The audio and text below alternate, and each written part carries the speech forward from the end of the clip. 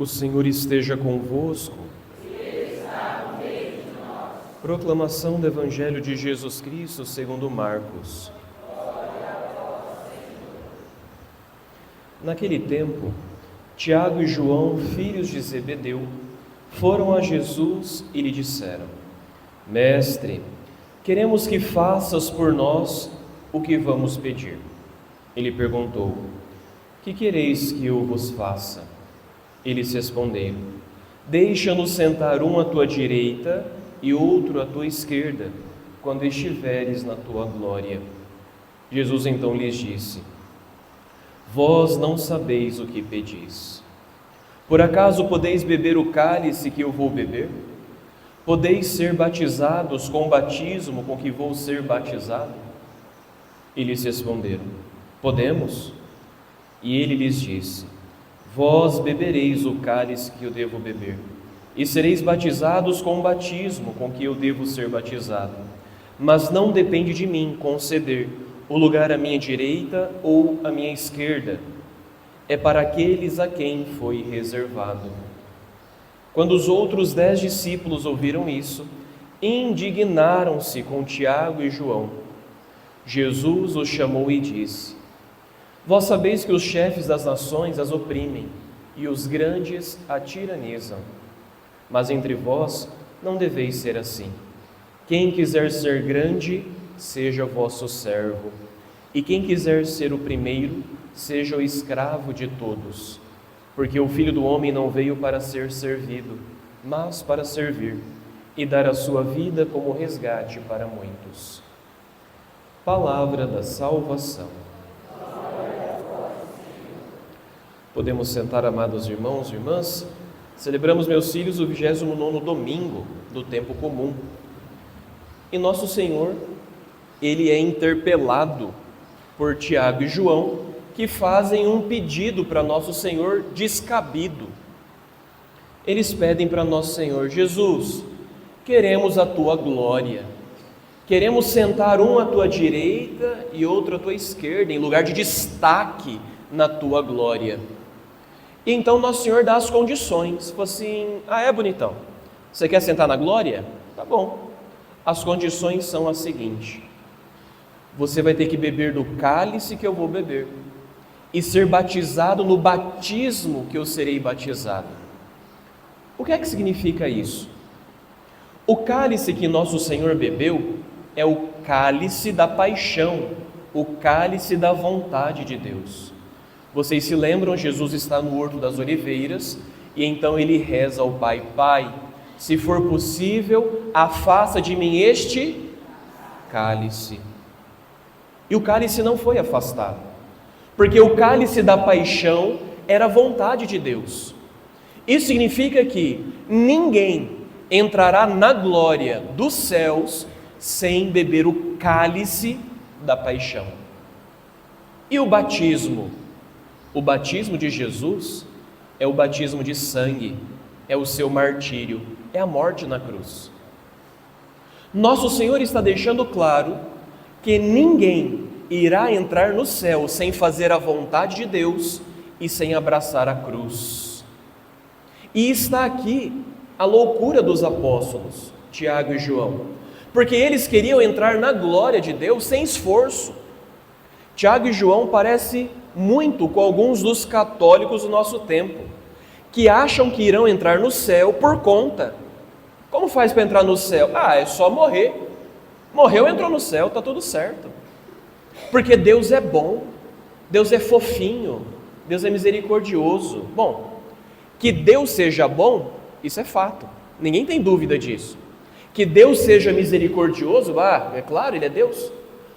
A pergunta não é essa, a pergunta é: você é bom? Eu sou bom? Ou seja, a falta de bondade não está em Deus, mas em nós. E pela falta de bondade em nós, nós nos recusamos a fazer a vontade de Deus. Assim como Satanás se recusou a fazer a vontade de Deus e por isso não entrou no céu.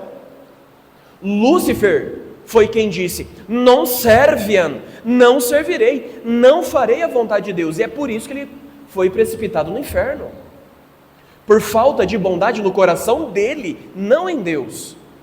Ou seja, nosso Senhor nos deixa claro que, se nós quisermos a glória dele, teremos que fazer a vontade de Deus e abraçar a cruz.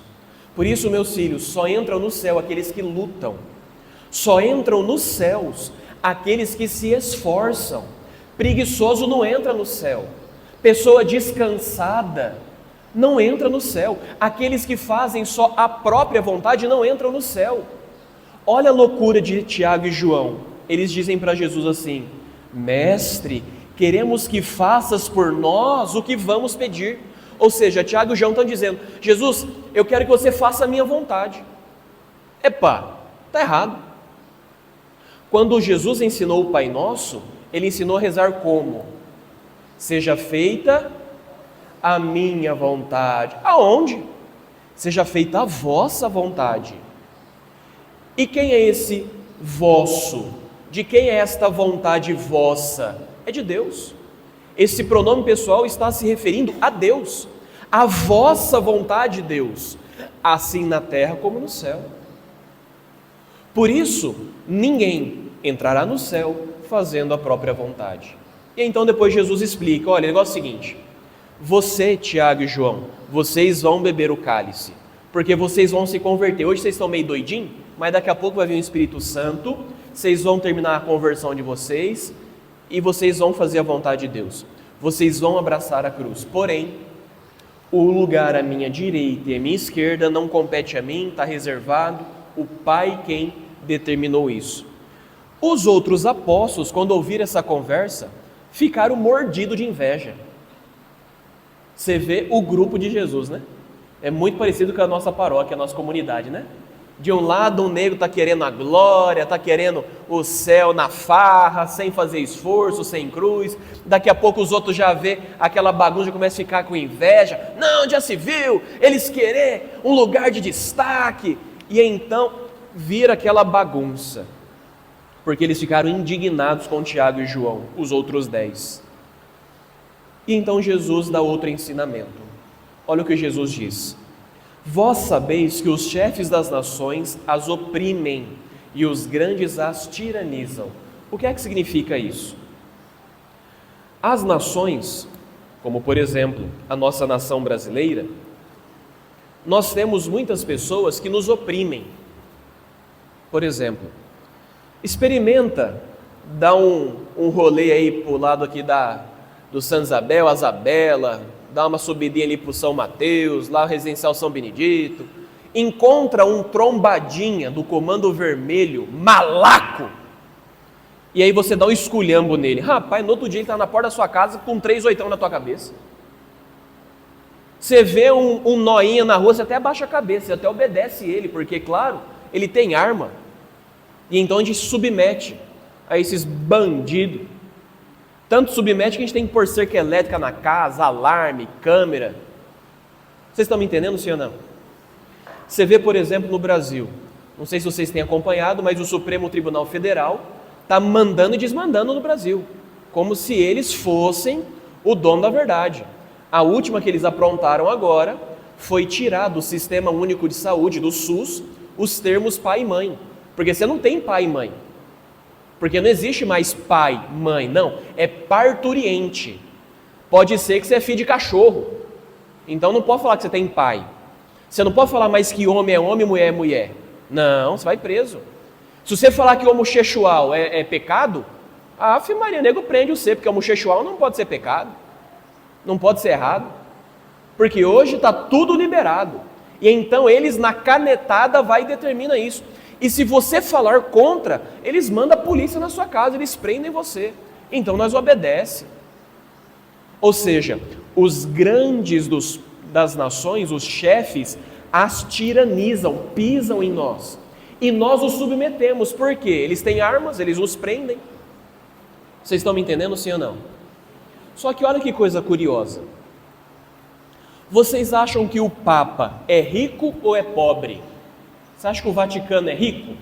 Sim ou não? Só para você ter noção, o faturamento do Vaticano se equivale a mais ou menos o faturamento de uma empresa como a Casas Bahia, no seu tempo auge. Ou seja, o faturamento do Vaticano é ridículo. O faturamento do Vaticano não chega, por exemplo, a um bom futuro da vida. A bom futuro, supera o Vaticano em muito em faturamento. Porque o Papa não tem dinheiro, criança. Se você vai no Vaticano, você vê aquelas igrejas lindas que tem lá, aquilo demorou 20, 30, 40, 50, 100 anos para construir, e só construiu porque reis católicos, durante a cristandade e depois na Renascença, mandava dinheiro para o Vaticano, para o Papa construir a igreja dele. O Papa fazia coleta, pedia esmola no mundo inteiro para os católicos mandar dinheiro para o Vaticano para conseguir construir igreja, porque o Papa não tem dinheiro. Vocês estão me entendendo, sim ou não? Vocês sabiam que o Vaticano não tem exército? A Igreja Católica não tem exército. E o Papa é um chefe de Estado, mas não tem exército.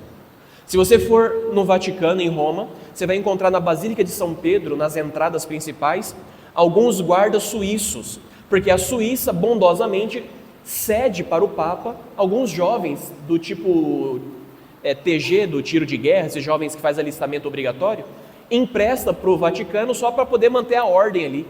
Mas não tem exército, não tem armas. Mas eu te pergunto, se o Papa, ele fizer um decreto lá em Roma, mandando algo para os católicos do mundo inteiro, você obedece sim ou não? Obedece sim ou não? Por quê? Ele não tem nem dinheiro, por que você obedece ele? Ele não tem arma, não vai prender você, por que você obedece ele? Por causa disso aqui, ó. Olha o que Jesus diz no Evangelho: os chefes das nações as oprimem e os grandes as tiranizam, mas entre vós não deve ser assim. Quem quiser ser grande, seja vosso servo. Quem quiser ser o primeiro, seja o escravo de todos, porque o Filho do Homem não veio para ser servido, mas para servir e dar a sua vida como resgate para muitos. Ou seja, entre nós católicos, como é que nós governamos? Nós governamos sem dinheiro, sem arma, sem influência, sem fama, sem nada. Nós governamos pelo amor. Nós governamos dando a vida. Por que a gente obedece o Papa? Porque ele está dando a vida por nós, porque ele nos ama. E quando alguém está nos amando, aquilo nos constrange. E então nós nos submetemos de verdade. Aos chefes das nações, o Comando Vermelho, o Supremo Tribunal Federal, o Presidente da República, o Governador do Estado, nós obedecemos só porque ele prende nós, porque se não prendesse, nós não obedecia. Mas o Papa, nós obedecemos porque nós sabemos que somos amados. Nós obedecemos porque ele está dando a vida. Ele não vai fazer nada com a gente, mas ele nos ama. E quando nós somos amados, nós nos submetemos àquela pessoa. Por isso, nós católicos, como é que nós governamos o mundo? Nós governamos o mundo pelo amor. E está aqui a coisa: quando um católico é católico para valer e ele está dando a vida, então ele governa o mundo. Quando o católico começa a ser meia boca, o mundo governa ele. Vou repetir: quando o católico é católico para valer, ele governa o mundo, porque ele está dando a vida, ele está amando, as pessoas se submetem. Mas quando ele é meia boca, é o mundo que manda nele. Então você pega, por exemplo, se eu tenho um católico para valer, ele governa a sociedade, ele governa a economia, ele governa as relações sociais, ele governa os conflitos, porque ele está amando e todo mundo vem tirar conselho com ele. Ele diz como são as coisas. Mas se ele é um católico meia boca, quem é que manda nele? O dinheiro manda nele, os prazeres mandam nele, os governos mandam nele, porque ele é católico meia boca. Aplica isso na sua casa, sua família. Por exemplo, se numa família você tem um pai que é católico para valer, e ele está realmente amando os seus filhos, ele está dando a vida pelos seus filhos, está se sacrificando pelos seus filhos, o filho naturalmente se submete ao pai, porque ele está vendo o amor. Mas se o pai é um católico meia boca, o filho não se submete. Por quê? Porque aquele católico meia boca, o amor vira discurso. O pai diz assim: moleque, me obedece, eu sou seu pai, eu dou a vida por você. E aí então o amor é só discurso. O que é o amor desse pai que ele está falando? É porque ele coloca em casa arroz e feijão. Tá vendo? Eu dou a vida por você, eu coloco aqui nessa mesa arroz e feijão. Aí o guri fica pensando assim: não, mas espera lá, papai coloca arroz e feijão em casa, mas o centro espírita ali debaixo da rua de baixo entregou sacolão, tinha arroz e feijão também. Então o papai põe arroz e feijão e diz que me ama, o espírita dando sacolão e diz que me ama. Então o amor do papai é igual ao do espírita. Eu pago a internet dessa casa, eu dou a vida, me mato de trabalhar por você, você tem que me obedecer. Mas pera lá, o papai está falando que me ama porque ele paga a internet de casa. Lá na escola o prefeito colocou a internet na escola de graça, o Wi-Fi. Então o amor de papai e do prefeito é o mesmo amor, porque o amor se reduz a pagar a internet. Ou seja, o amor virou discurso. E então o papai acha que está amando só porque ele está comprando, pagando coisas. Quem é que está mandando no papai? É o dinheiro, não é o amor. Porque se fosse o amor de verdade, o filho ia sentir o peso do amor, porque o amor significa dar a vida. O amor significa o seguinte: sentar do lado, estar junto, dar a vida, e gastar tempo, ensinar os trem, e pegar o guri, e ficar com o guri. Agora você trabalha o dia inteiro, você não fica com o guri, ele só fica na escola, você chega em casa, ele se enfia no quarto, fica na internet, fica na tela, você não tem convívio com o guri, você só paga a conta dele, você põe comida na mesa e paga a internet dele, pronto, eu te amo. Cara, isso não é amor. Ele nunca vai te obedecer. É claro, se você pegar o cinto, ele vai submeter, mas não é por amor. Ele te obedece igual ele obedece a polícia. Aplique esta coisa agora no seu ambiente de trabalho. Você chega no ambiente de trabalho, aí você tem um católico que é meia boca, aí todo mundo monta no católico meia boca. Todo mundo esculhamba ele. Mas se no ambiente de trabalho ele é católico para valer, ele muda tudo, todo mundo se submete a ele. Por quê? No ambiente de trabalho, a pessoa ela é católica de verdade, para valer. Então o que acontece? Está lá uma rodinha de maledicência, todo mundo falando de mulherada, falando besteira, chega o católico, todo mundo, opa, não, parou, ele chegou, ele é católico, não, perto dele não fala essas coisas.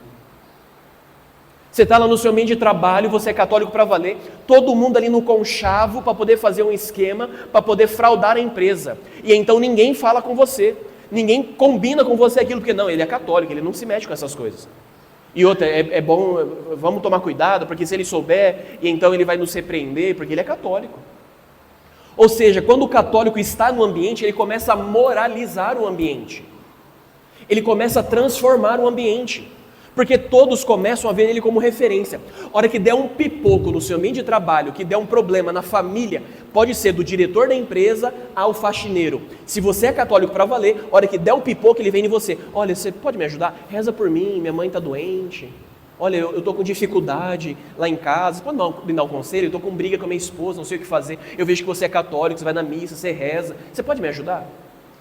Ou seja, quando o cara é católico para valer, ele moraliza o ambiente de trabalho dele, e não o contrário. Agora, quando é um católico fajuto, meia boca, o ambiente de trabalho é uma anarquia, é uma zona, é uma bagunça, porque ele é escravo, o mundo manda nele, o dinheiro manda nele, as pessoas mandam nele, a sociedade manda nele, as tendências da moda mandam nele, ele não governa nada, porque ele não está dando a vida, ele não está se sacrificando, ele está amando. Vocês estão entendendo, padre, sim ou não? É assim que nós devemos ser, meus filhos. Por que que hoje a Igreja Católica não influencia mais a sociedade? Tem lá um juiz do Supremo Tribunal Federal que acha que ele é o Deus, e ele manda e desmanda, e ele não está nem aí para a Igreja Católica, ele nem se preocupa se os católicos vão gostar ou não. Por quê? Porque a Igreja Católica parou de governar o mundo. Porque nós paramos de amar.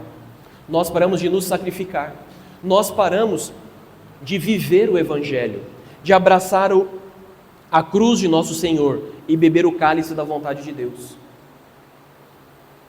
Precisamos nos converter, precisamos mudar de vida, meus filhos, porque se nós não passarmos a fazer a vontade de Deus e abraçar a cruz de nosso Senhor, não haverá glória para nós.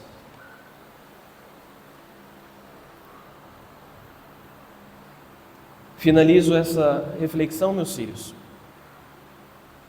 olhando para a estrutura da igreja. Se hoje a Igreja Católica já não impacta mais o mundo, é porque nós deixamos de ser católicos. Vocês estão acompanhando a guerra de Israel com a Palestina, sim ou não? Aquilo está impactando o mundo, sim ou não? Sim. Israel está em guerra com a Palestina há um ano, desde o dia 7 de outubro do ano passado. E o mundo inteiro está sendo impactado porque agora a guerra migrou para o Líbano, a guerra agora não está mais com o Hamas, está também com o Hezbollah. O Hezbollah é financiado pelo Irã. O Irã é quem financia o Estado Islâmico em todo o Oriente Médio. E o Irã, muito provavelmente, tem bomba atômica. Isso significa que esta guerra pode virar uma guerra nuclear. Isso vai impactar o mundo inteiro. Como se não bastasse, a Rússia está em guerra com a Ucrânia há 2 anos. E agora, um destacamento de soldados da Coreia do Norte, um contingente de 48 mil soldados, está indo em auxílio da Rússia. Ou seja, a Rússia e Coreia do Norte estão se aliando para combater a Ucrânia. Não vai demorar muito para a China também se unir à Rússia e à Coreia do Norte. E estes se unirem ao Irã. E Israel sozinho. O que é que vai acontecer? Os Estados Unidos, que dá apoio para Israel, vai se unir também. E todo o bloco da OTAN. O que é que significa isso? Terceira Guerra Mundial. Só que o mais curioso é que ninguém está preocupado com a Igreja Católica. Por quê? Israel é um Estado judeu. E eles estão lutando pela religião deles. Por quê? Para o judaísmo, aquela faixa de terra que compreende Israel, o Estado de Israel, aquilo é a terra prometida deles. Deus deu aquela terra e eles vão defender até a morte. A Palestina, eles são árabes. E os árabes se converteram ao islamismo. E Maomé disse que Alá deu aquela terra para eles. E em nome de Alá eles vão derramar o sangue para poder fazer a vontade de Deus. Então nós temos 2 nações fazendo a vontade de Deus. E por isso são vontades antagônicas, porque é claro, eles não estão na verdade, porque a verdade é Jesus Cristo, e nenhum e nem outro creem em Jesus Cristo. Todos eles estão lutando pela vontade de Deus, porque querem fazer a vontade de Deus. Agora eu pergunto, e os católicos? Ninguém está preocupado com o católico. Mas é claro, o católico está fazendo a vontade de Deus, vai se preocupar por quê? Morreu a Igreja Católica. Se os católicos estivessem fazendo a vontade de Deus, eles também iriam querer guerrear contra nós. E nós deveríamos ver isso como uma honra, porque nós queremos fazer a vontade de Deus. E qual é a vontade de Deus, Padre? Tomar posse daquela terra? Não.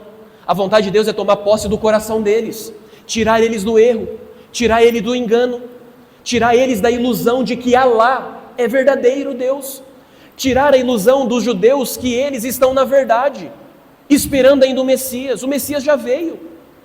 Se nós estivéssemos fazendo a vontade de Deus, eles teriam que se preocupar muito conosco, porque nós iríamos converter os filhos deles, nós iríamos converter o coração deles, nós iríamos tirar eles do judaísmo, do islamismo, e tirando eles da mentira, eles viriam para a verdade e pronto, não teria conflito, né?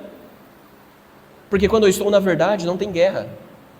Quando eu estou na verdade, eu estou unido ao príncipe da paz, que é Jesus de Nazaré. Mas por que eles não se preocupam com os católicos? Porque a Igreja Católica morreu. Ninguém mais faz a vontade de Deus, porque nós somos como Tiago e João. Senhor, queremos que faça a nossa vontade, faça o meu querer. Ninguém mais quer fazer a vontade de Deus. Cada um está muito ocupado com a sua própria vidinha, fazendo a sua vontade, e ainda acha que é demais, né? Padre, você está pegando pesado. Pelo menos eu venho na missa. Tá bom, pelo menos isso, né? Pelo menos a missa domingo você vem ainda. Mas não demora muito para você abandonar a missa também. Porque você só pensa em Jesus no domingo. Você passa de segunda a sábado, você nem lembra de Jesus. Segunda a sábado você nem lembra da vontade de Deus. Mas pelo menos no domingo ainda, né? Não sei por quanto tempo. Talvez mais um mês aí, né?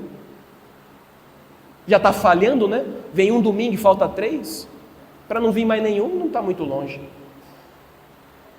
Porque não faz mais a vontade de Deus.